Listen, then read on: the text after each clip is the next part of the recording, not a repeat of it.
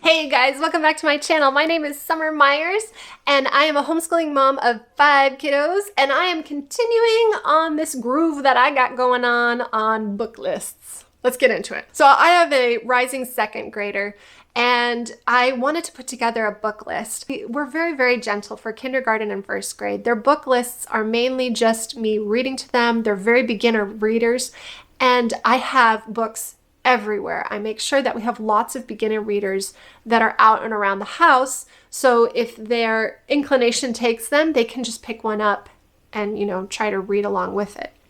By second grade, I feel like all of my kids have reached a point where they feel confident in reading by themselves. And what I want to encourage at that point is endurance. When they're sitting next to you, you can help them along, you can help them sound things out, you can snuggle them, and when it gets too hard, you can take over, read a couple of paragraphs, and then give it back. By second grade, I'm really trying to turn their reading over to them and wanting them to feel stronger and more confident in their own reading abilities. So with that being said, I try to encourage them to do, 10-minute increments where they sit on a couch and just read their book by themselves.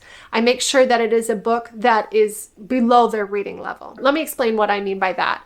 Because I'm working them towards reading for a longer time and not getting frustrated by it, I try to make their books easy to read. When I want them to read more difficult language or help them practice bigger and harder words, we do it together. That's something we do together, and I don't mind doing that with them. But for when I want them to be reading on the couch by themselves for a certain length of time, I make sure that it is below their reading level, that they can get to it easily and feel accomplished by it. And once they find a groove for it, and once they're like, this is boring, I can read this in my sleep. And it's been my experience that they seek harder books themselves. So I offer them a selection of, this is, here's some books that you guys can read. And then I wait and watch and see as they're like, this is too easy. And then they go and they actively seek books that are a little bit more difficult. And I make sure I have those around. I also make sure that they are reading out loud to me just so I know where they're at on their reading level. And also so they feel more confident in the book that they are reading. I don't want to overwhelm her. And I also want her to feel like she is a part of this. Yesterday they're doing their summer reading program, and I said, go read for 20 minutes. And I wasn't expecting her to read for 20 minutes. I was expecting maybe 5. She went and got a book that she could read that was at her level and read. And then she came and found me and was like, Mommy, look what I read and look what I figured out. And she did a math problem for me. It was about cats and their teeth, and they have 26 teeth. So she was figuring out, okay, well, half of that for the top and the bottom. So they must have 13 on the top and 13 on the bottom. And isn't that really cool? And she just did that, like on the fly. I wasn't prompted or anything. And it was not her reading level. It was a little bit younger for her, but she enjoyed it so much, and she read for that 20-minute slot. And I was very proud of her for that. The other thing that I think this helps is teaching them to pick out a book for themselves and read it themselves.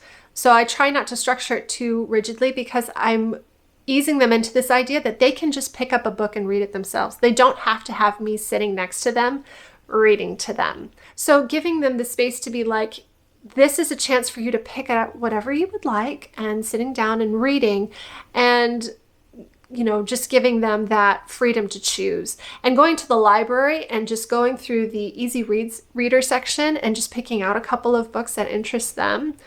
They have so much fun with. I went to a great talk at my homeschool conference about reading, and the woman said when a child is reading and they're reading fluently and fast, but they misrepresent a word, like they come to the word her and they say she instead, don't stop their flow. The meaning of the word was the same.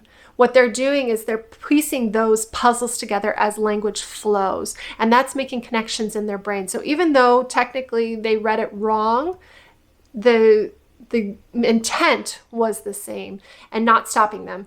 I have a hard time doing that while we're sitting side by side, because it's like, oh wait, you do know this word, you can sound this out. So they don't have somebody over their shoulder pointing out mistakes and making them slow down. Just being left up to themselves to figure out what their book says. So this is the book list that I have for my second grader. It is very, very short. In fact, it's only, let's see, 1, 2, 3, 4, 5. It's like 5 books.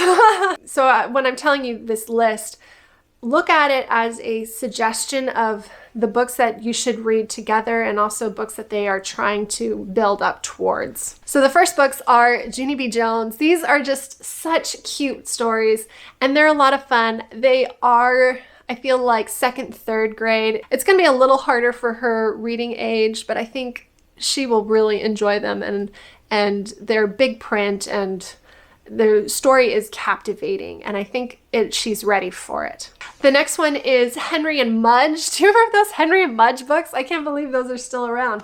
But there's tons of those, and they're easy readers and they flow really quickly. So that's kind of a book that I'm hoping to start her off at the beginning of the year, something to boost her confidence in, something that she can talk to me about and be like, oh, this is what Henry and Mudge did, or this is the antics they got into. The next ones are The Princess in Black. She's already read a couple of times.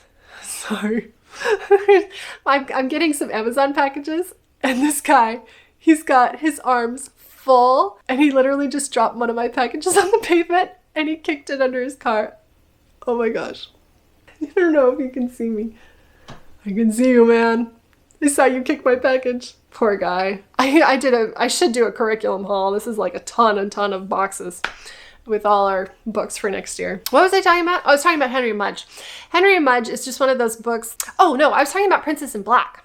That's what I was talking about. So Princess in Black, we actually started reading this year together, and we, sat together and she would read it to me. And I'm fairly confident in her ability to read it by herself. So I'm going to try to, in the beginning of this year, encourage her to pick up some of those. She's so familiar with the stories that I think that'll be pretty easy for her to do. One of the books that she is so excited about this time around is The Kingdom of Renly. We did read one of the Kingdom of Renlys together. It was just a little bit difficult. I mean, some of those words were rather big, but it does repeat the same words quite a bit, which I appreciate. And the story is so fun, and they're not high literature. I mean, let's be honest. How many 2nd grade books are high literature? Don't answer that. Actually do. If you've got high literature books, and say that down in the comments. But The Kingdom of Renly, there are so many of them, and they're big print. They've got lots of beautiful pictures in them, and it captures imagination and just encouraging childhood. So she's really excited to be reading those this year. As the final book for this year, it's going to be Little House in the Big Woods. If she doesn't finish it this year, or if she doesn't quite get through any of these books, Little House in the Big Woods, I'm kind of saving for the end of the year because it is small print.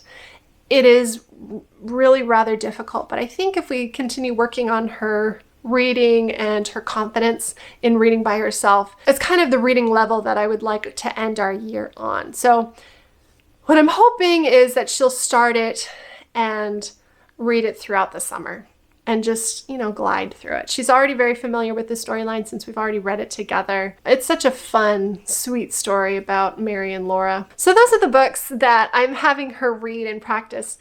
I am a big believer in having lots of books readily available for children and letting them pursue their own interests when it comes to reading. But I also want to make sure that they are still growing and developing as they are going into their reading journey, that they're not just sort of stuck flat on the same reading level or even on the same kind of topics. So that's why I put together book lists, just to keep some momentum going. If you have any 2nd grade reader picks, let me know down in the comments below. I would love to hear them. Or if you have any thoughts about how to encourage young readers to continue reading on their own, always welcome to hear it. I hope you guys are having a great summer. Like, subscribe down below, and we can talk more about books. I have a Goodreads account, so if you would like to see some of my picks that I have for homeschool or things that I'm reading, feel free to find me. Summer Meyers. I'm out there. All right, take it easy, guys. Bye. All right, let's see what he brought me. Oh my gosh. Guys, I have a curriculum problem. You see all these weeds? Well, those look pretty, but yeah. Also, while I'm out here, let's see, where are all my figs? See them? Yeah, figs.